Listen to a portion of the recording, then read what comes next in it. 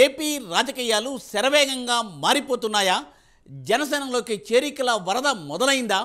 AP BRS అధ్యక్షుడు తోట చంద్రశేఖర్ కేసీఆర్కు షాక్ ఇవ్వబోతున్నారా? పవన్ సమక్షంలో జనసేన కండువా కప్పుకోబోతున్నారా?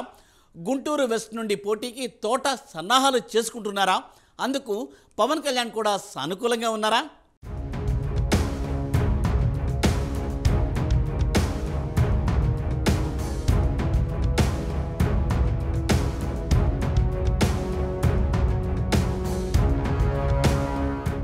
ఏపీలో రాజకీయ పరిణామాలు శరవేగంగా మారిపోతున్నాయి. ఏపీలో బీఆర్ఎస్ పార్టీకి జనసేన సెగ తప్పేలా లేదు. గతంలో కేసీఆర్ మంచి ఉప్పు మీద ఉన్నప్పుడు జనసేన నుంచి కొందరు నేతలు బీఆర్ఎస్లోకి జంపైన సంగతి తెలిసిందే.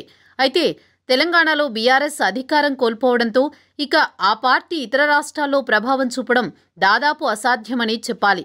ఇది గమనించిన ఏపీ బీఆర్ఎస్ నేతలు గులాబీ పార్టీకి గుడ్ బై చెప్పే యోచనలో ఉన్నట్లు తెలుస్తోంది. ఆ పార్టీ ఏపీ అధ్యక్షుడు తోట చంద్రశేఖర్ కేసీఆర్కు గుడ్ బై చెప్పేసి పవన్ సమక్షంలో తిరిగి జనసేన కండువా కప్పుకోబోతున్నట్టు సమాచారం.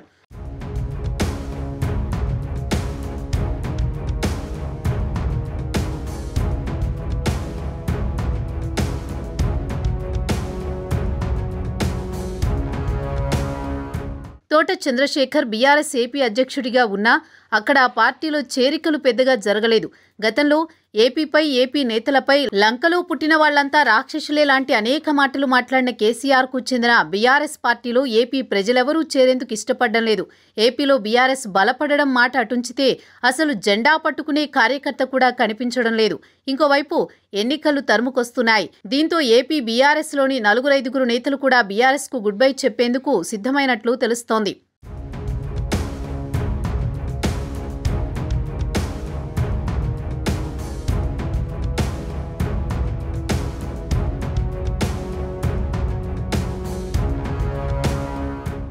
ఏపీలో ఎన్నికలకు పెద్దగా సమయం లేదు. నోటిఫికేషన్ కూడా నేడో రేపో రాబోతోంది. ఇంకోవైపు జనసేన, టీడీపీ కూటమిదే గెలుపు అని సర్వేలన్నీ తేల్చి చెబుతున్నాయి.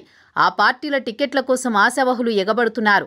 ఈ పరిణామాలను గమనించిన ఏపీ బీఆర్ఎస్ నేతలు కూటమి పార్టీలోకి వెళ్లేందుకు పావులు కదుపుతున్నారు. ఈ తరుణంలోని మెగా ఫ్యామిలీకి అత్యంత ఆప్తుడు అయిన తోట చంద్రశేఖర్ జనసేన పార్టీలో చేరేందుకు ముహూర్తం సిద్ధం చేసుకుంటున్నారని సమాచారం. ఇంకోవైపు జనసేన నుంచి బీఆర్ఎస్, ఇతర పార్టీలో చేరిన పాత జనసేన నేతలంతా తిరిగి పవన్ గూటికి చేరబోతున్నారని జనసేన వర్గాల నుంచి సమాచారం అందుతోంది. వల్లభనేని బాలశౌరి, ముద్రగడ పద్మనాభం లాంటి నేతలు కూడా జనసేనలోకి వస్తుండటంతో ఆ పార్టీ గట్టిగానే బలోపేతం కానుంది. పెద్ద నేతల చేరికతో పొత్తులో భాగంగా వీలైనన్ని ఎక్కువ సీట్లు దక్కించుకోవడం ఖాయంగా కనిపిస్తోంది.